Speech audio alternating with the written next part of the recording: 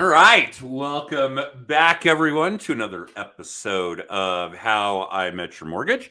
As always, I'm your host, Adam Smith, with Just the Tips Coaching. And with me, as always, is my co host and one of our other coaches, and the biggest recipient of my WWJD mentality these days. What would Jen do? Jen Waymore. Hi, Jen. Hi, Adam. Yeah, there is. We should have an applause track, no question. And with how do I put this? With no amount of, well, let me put it this way: there is no way, in any way, shape, or form, I could possibly describe how great our guest is today. Welcome, one of our other coaches. This is kind of unique that the three of us get to do this together.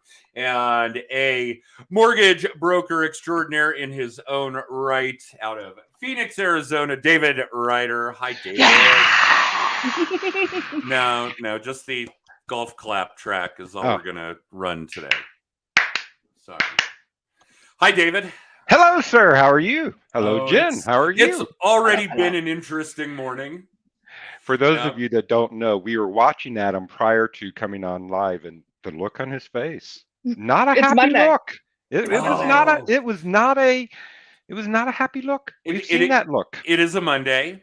And David, this will be something that rings a bell with you because your business, the brunt of your business, is doing reverse mortgages. Yes. And I think it is really now ours too. It's probably 50-50. And I owe a lot of that to you if it weren't for the training and education and enlightenment and insight that I had gotten from you learning how to do those programs. And for those of you that don't know, reverse mortgages are programs, plural.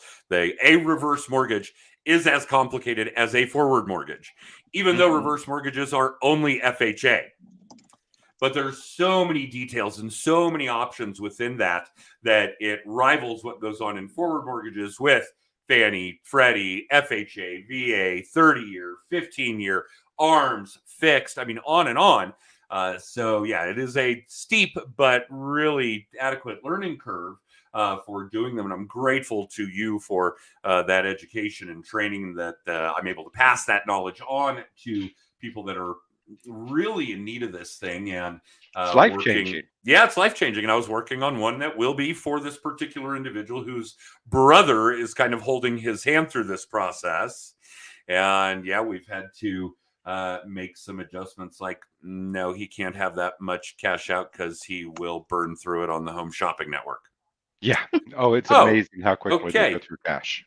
So there are some of those kinds of concerns. So what you witnessed as you guys were watching me on mute was me kind of learning about some of the pitfalls that this particular client might have and how we need to pay even closer attention to the details and the structure so that we are really doing what we can to protect their dollars, which is kind of the job in the mortgage space, right? That's absolutely, especially with the reverse mortgage.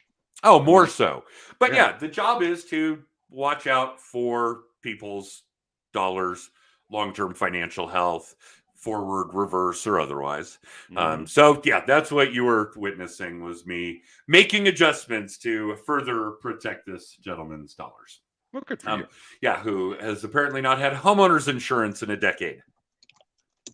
Why have that if your home is free and clear? Yeah, that creates a little bit of a problem. All right, so let's break out of mortgage chat, because that's not really what we're here for or what our audience wants to see, hear, read, watch, and we do focus on that, as all of you should. If you're in the JTT audience, if you're in the How I Met Your Mortgage audience, then that's basically one of the biggest issues that you should constantly be thinking about in your head.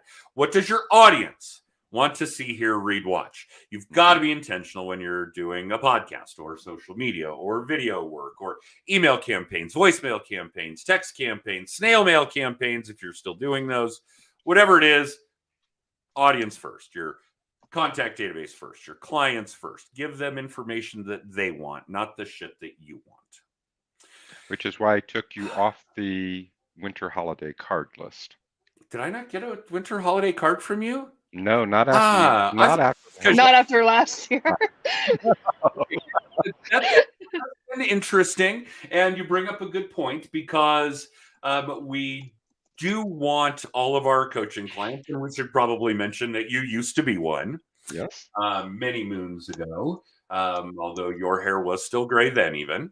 But I think it's important to understand that while there are going to be campaigns that you want to do for your entire contact database, for your entire audience, you can be more directed, more pointed, and more cost effective if you're not sending a holiday card to somebody who's never going to use you for a mortgage or Right. buy or sell a home or to buy a life insurance policy or to start an IRA or whoever you happen to be if you're dealing with the consumer on a direct gig for high ticket items like those I just mentioned, then yeah, let's be cognizant of what we're doing. Let's be intentional with what we're doing. And if your contact database includes a shit ton of your colleagues, and it should, Mm-hmm. a ton of mortgage originators in my contact database, and I talked to them a bunch. You guys will all know Clay Schmeisser.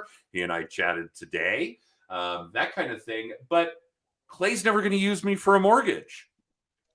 Nope, never. Okay, which is fine. We still have reason to talk. We still have reason to communicate, to exchange. We see each other from time to time. I've been in his office, those kinds of things.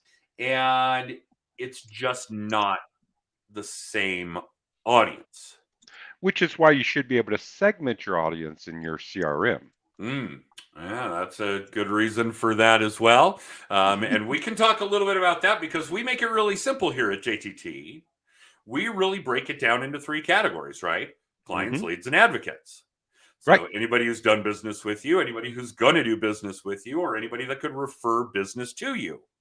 Now, the neat thing about those 3 categories and the industries that subscribe to JTT or have people that we're coaching, obviously, that's everybody.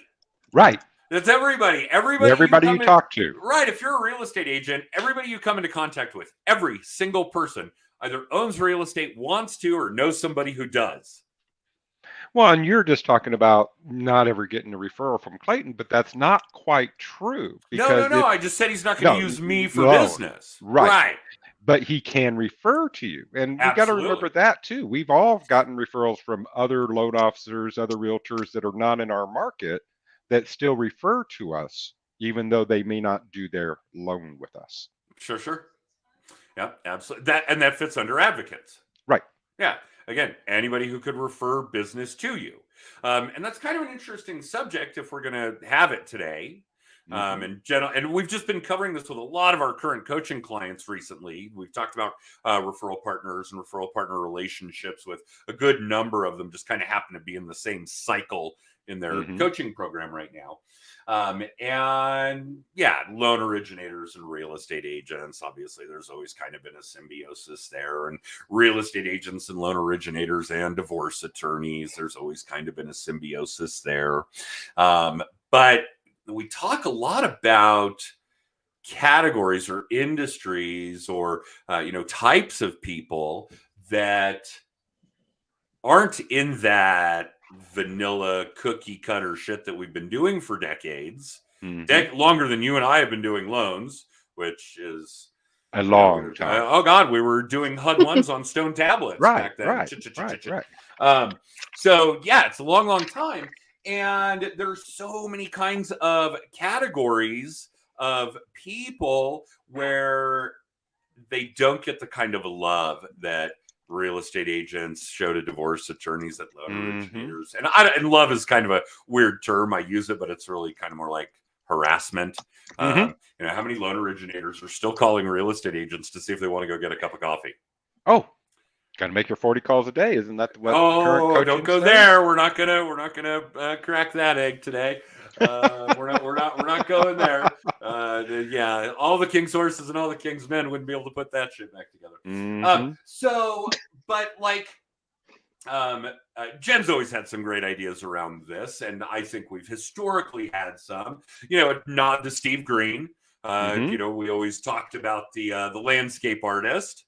those kinds of things. And if you guys are curious about that technique or tactic, you can certainly reach out. Jen and I talk a lot about wedding planners, baby store managers, high school guidance counselors. Those are, some of the bigger ones. But I think the gist of it, in my mind anyway, and maybe you guys are synonymous with this, is that a real estate agent refers me a piece of business, and I love it. Thank you. I love the real estate agents that I do have true relationships with. They're amazing people, and I've got all kinds of techniques and tactics to make sure that I'm only hanging out with really cool people that way, really cool real estate people that way. And the other piece of that, though, is that if a real estate agent is sending me a buyer borrower, they've made a decision to buy a house. It's done. It's over. I'm kind of an afterthought. I want to be involved in the process when the psychological triggers that lead to the buying and refinancing of homes or lead to the buying and selling of homes occurs. So that's where these other categories come into play. Like, your high school guidance counselor, you want to talk about somebody who's got a list every year after year of people that are about to become empty nesters. Boom. Now that becoming an empty nester is something that leads to selling homes, buying homes, refinancing homes, so on and so forth, whether it's to downsize or to cash out for college tuition, whatever. Having a baby, getting married, these are the kinds of psychological triggers that lead to the buying, selling, or refinancing of homes. So I think that they're important. So why we don't focus on those people, and here's where we're going to make you come into play, David, because you do a lot of this with, say, financial planners. Yes. You're a reverse mortgage guy.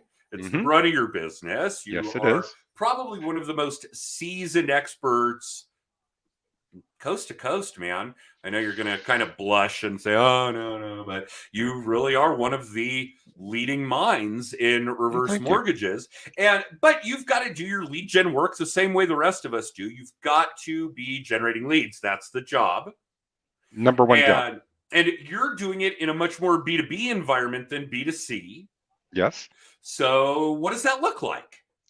So LinkedIn is a wonderful tool because you can find everybody on LinkedIn, at least the type of clients that I'm looking for. So one of the things I decided early on in my career, in my sales career, is you have a choice. You can go one-to-one or you can go one-to-many. What I found is financial planners, real estate agents, but let's focus on financial planners. They're one-to-many.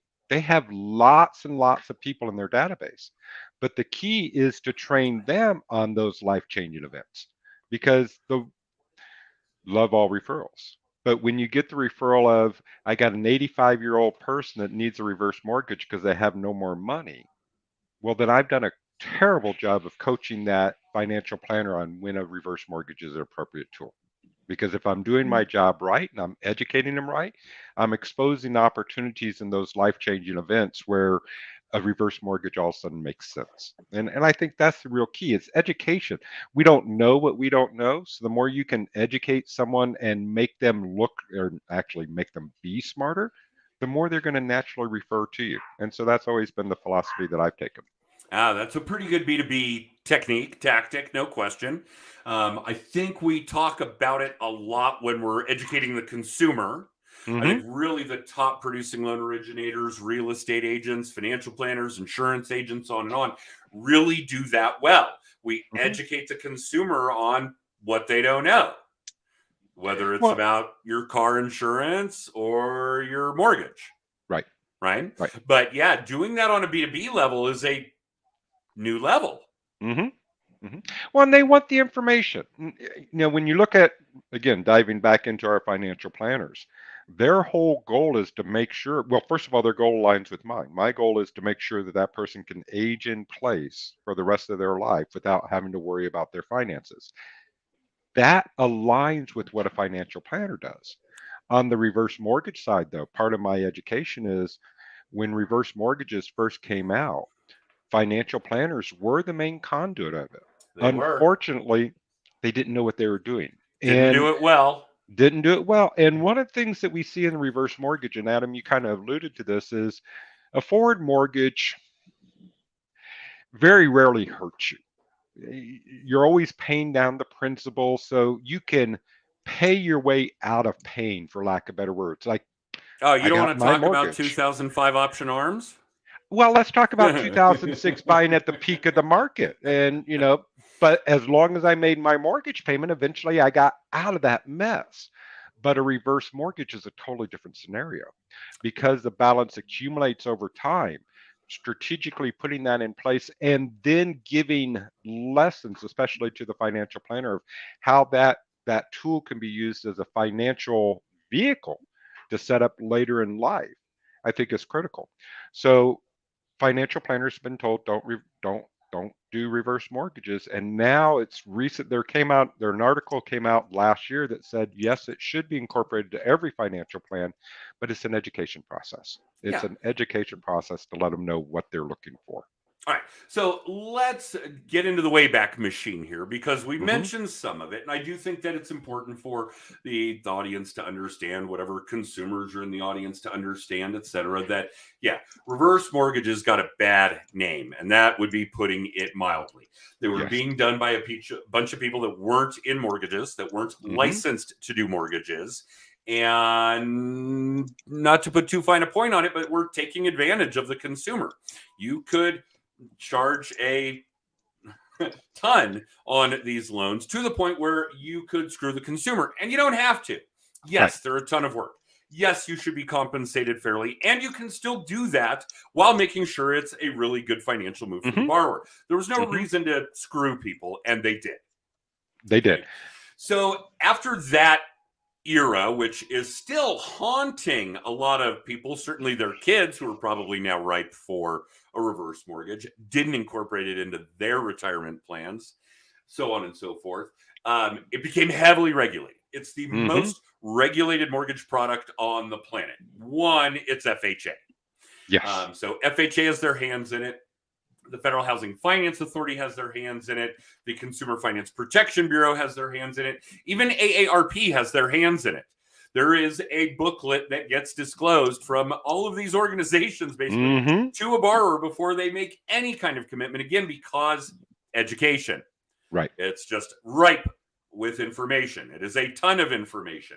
And we probably put together, a couple of few pages to break down a forward mortgage for a borrower, and we put together over 100 on a reverse mortgage for a borrower, right? But I do think where my story kind of lends into it, I've been doing mortgages since about the time that was going on, Mm-hmm. at least the tail end of that. And I didn't want to have anything to do with them. I don't know them. They're too complicated, whatever the case may be. Obviously, They're ripping off the they're consumer because ripping that off was the consumer. We can find a better solution. Let's just get a HELOC. God, what was I thinking? Shame Mm-hmm. on me. But that, it was only going to be 1 out of 10, 1 of 100 times where a reverse mortgage actually made sense for somebody. Fast forward, I go through all the training, I get the education, I spend a lot of time with you, we work on all kinds of different things, and now it's a part of my retirement plan. Right. So Once you you want to talk about understand it, somebody doing a 180, holy shit. well, it's the reverse mortgage is just to focus on that. The reverse mortgage is the only mortgage that was ever designed for someone who's of the age of 62 and older. It's the only mortgage that lets you control your equity. It's the only mortgage that, and here's the paradigm shift. It's the only mortgage that lets you make a payment and not bury it in a vault in the backyard. So if I decide when I retire, if I want to put a mortgage payment into my reverse mortgage, I can get that money back. And more importantly, instead of getting 1% at the bank, I can get a much higher rate of return on my reverse mortgage. So when we say it's a financial instrument, there's so many things that we can do with this to make sure that the person's better off as time goes on. And I think the thing I'm seeing now that's really quite a concern is in this market where the mortgage market slowed down a little bit, you have some people coming in, they're just schlepping, for lack of better words, schlepping a reverse mortgage and not truly understanding the impact that they can make on people. So it pays to go with somebody that has some experience on this because again, you can get buried. I have a customer right now that really, if his mortgage had been under advisement, we would have refinanced his reverse mortgage 3 or 4 times, increased his line of credit. Instead, at 85, he's having to look at some alternatives that aren't so happy. Yeah, because no one that paid is attention. important to know. You can refinance reverse mortgages. You can purchase with reverse mortgages. But okay, we're not here to educate our Right. audience on reverse mortgages because that's again not what they want to see here. Read Yeah, it's my passion.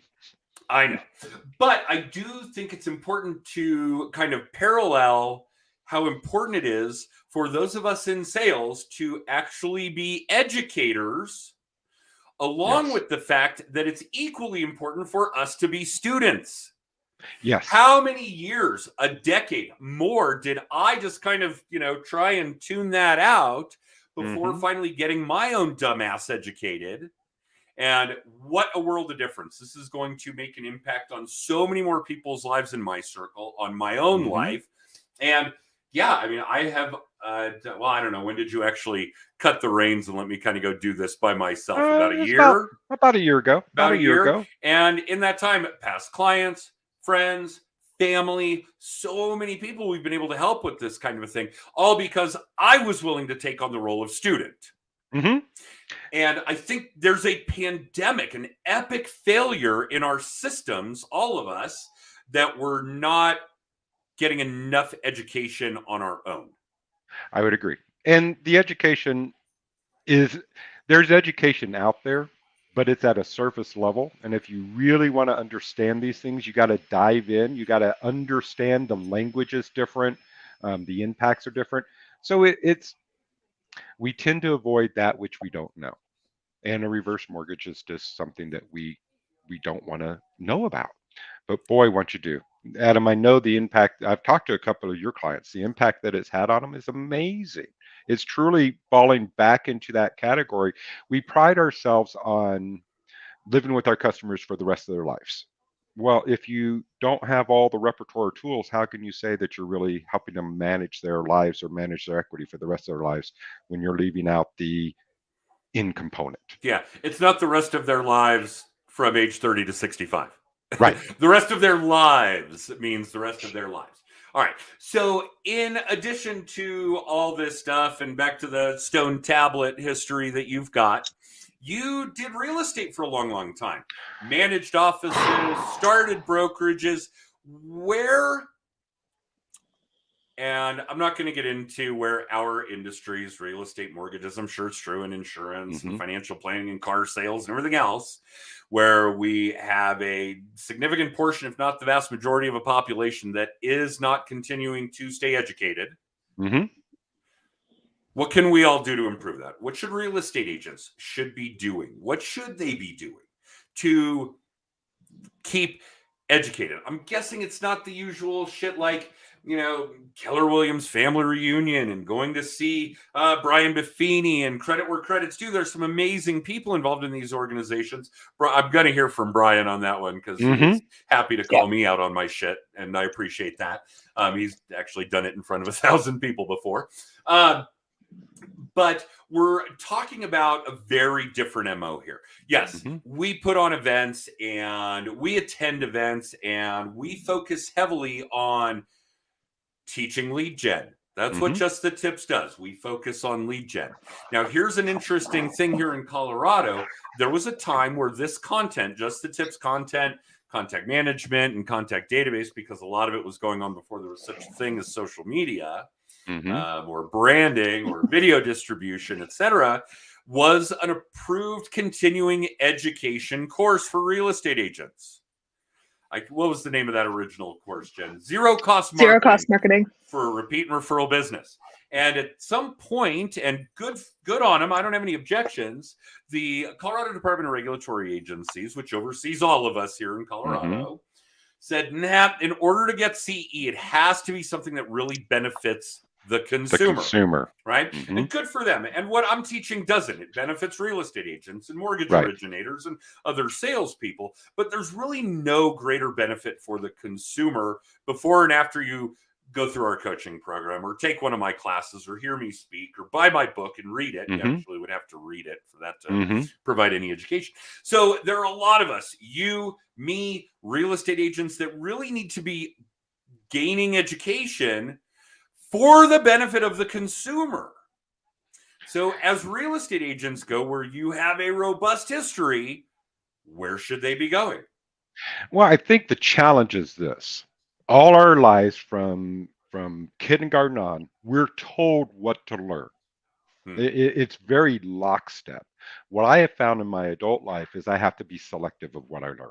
Because the fact of the matter, you could be nose in book, nose in video all day long, 7 days a week.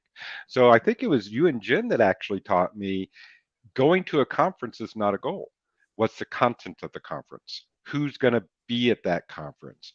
What are the things outside in the hallways that you're going to learn and be on purpose about? And I think your education has to be the same way. Unfortunately, let's take the real estate side.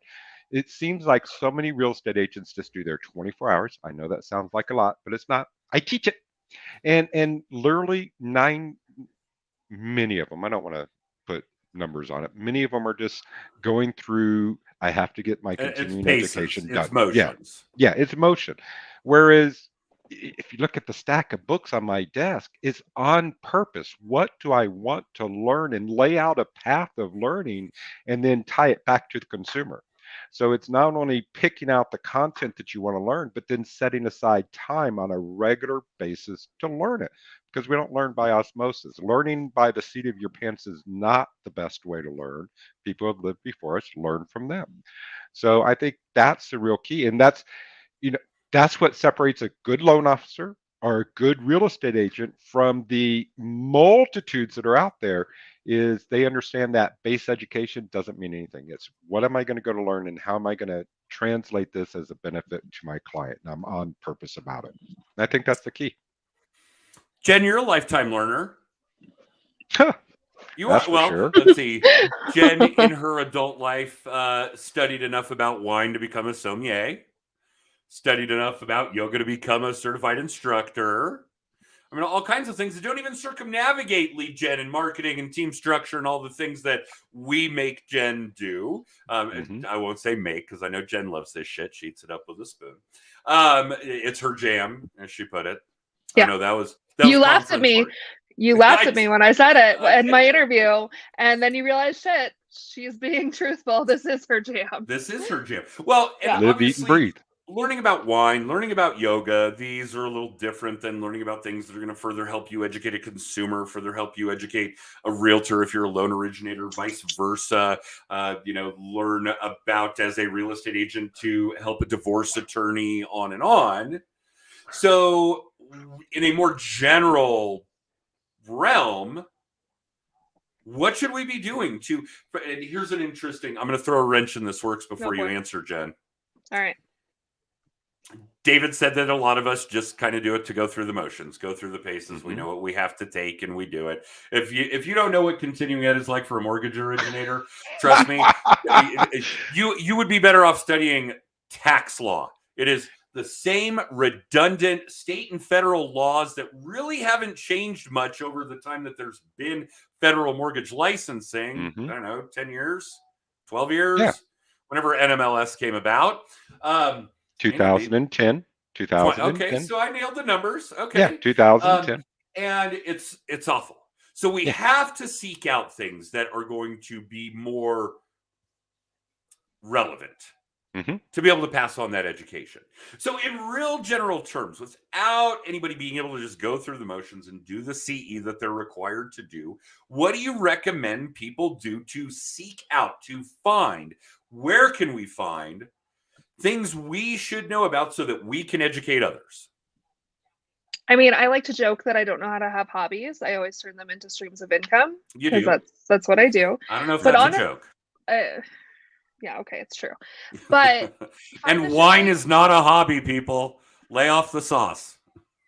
I mean, it is if you do it right. Okay. Find the shit that you're passionate about. What lights you up? Then you're going to want to learn about it. I mean, maybe you want to go the opposite direction to bring it back to mortgage and real estate, and maybe it's first-time home buyers. Okay, become the best person for somebody to get their first loan through. Cool, go do it.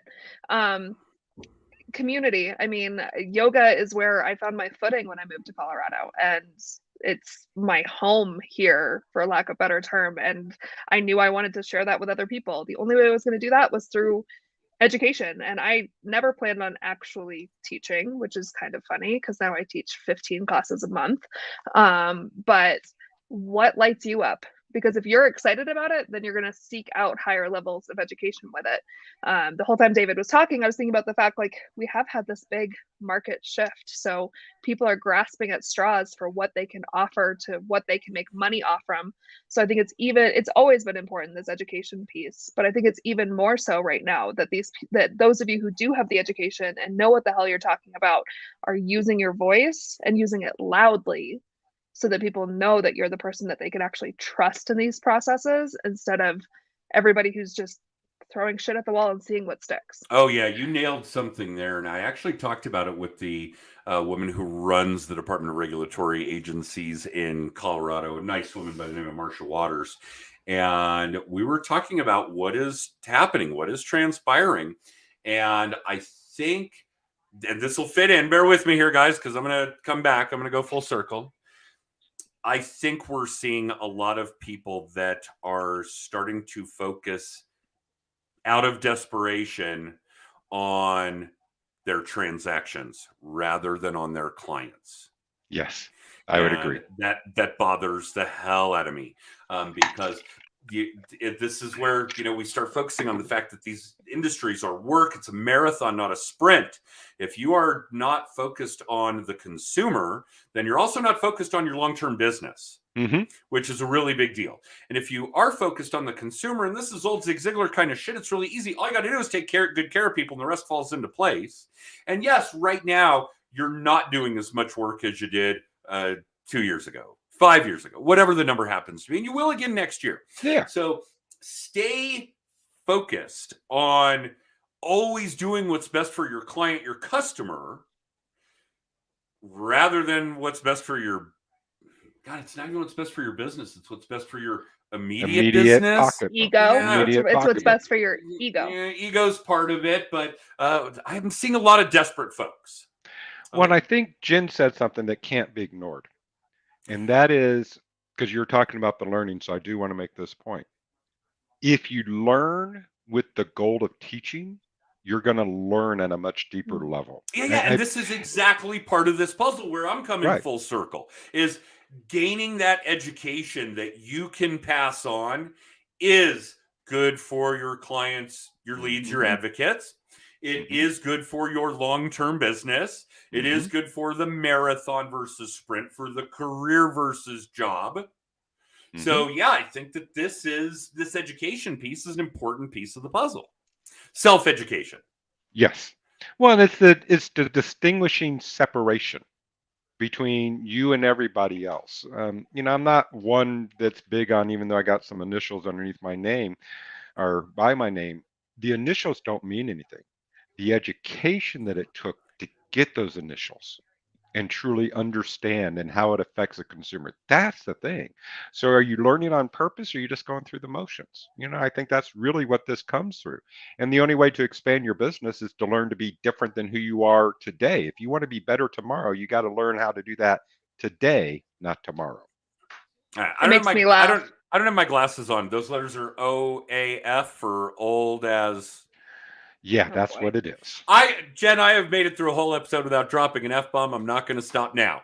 Well, I just want to say David, your comment just brings, we could talk about, the three of us could talk forever, but it does bring me back the whole sharing whatever awards you got and whatever. Yeah, cool, kudos. But it brings me back to the talk that I did in Austin for our group of LOs about marketing to millennials in particular. I was about to drop the F-bomb for the show, and I'm going to try not to. Ooh, it was close. You don't have to worry about that with me. Yeah, it's going to be Adam or me, but we still kind of do. Yeah. We don't care about those letters. We probably don't know what they mean. Like, we want to know how you're going to help us with these biggest transactions, make us trust you. It all comes back to the relationships and trust. So the education piece, okay, now take it the next step. And that's where I think using your voice and sharing what your education has created for you is probably important. More important right now than it's been in my time in this role, because the market has shifted. There are 1,000 things we could talk about when it comes to understanding that we're all in industries that are dynamic. They shift. If you're stagnant in what you're doing, whether it's education, lead gen, your knowledge base, you're suffering, and your clients are suffering because of it, right? And what happened to all the people that really knew their business when it came to short sales? Right. If we're getting into the Wayback Machine, let's get in. All those people, we don't do them anymore. Nope. Every fucking house on the planet, I dropped There the it F-bomb. is. Every house in the country has equity in it. Right? almost We're not made it. doing any short sales. I can't help myself. I'm so sorry. We don't do short sales. So either those people shifted and pivoted, learned new things, or they're Walmart greeters. Well, the industry by nature doesn't, and I don't know of any industry that stays stagnant. I mean, this weekend we had the garbage collectors rodeo. Now, I drive a truck, I pick up the trash, I dump the trash. They're having a rodeo to improve their skills, to look at what's happening today, because let's face it, it's different today than it was 5 years ago. So if you're finding that your industry is stagnant, it's probably you, not your industry. That could be. Yeah. Yep, that may very well be true. Okay, we're way over time. I know. Shocking. This is going to happen when we have David on the show, no matter what. And for those of you that don't really know, this is a long and deep relationship. David and I are very close friends, and yeah, we could probably do this for hours or days or weeks, and in fact, we done it for years. Yeah. So that will just be the curse when we have him on the podcast. You guys are just going to have to listen to a little bit more of our banter, our fodder when we do it. But David, thank you for doing it again. We appreciate it. David might be up there with the number of times somebody's been on the show. 3? Yeah. 4? I don't know. All right. We'll have to go back and count. All right. Maybe I get a badge.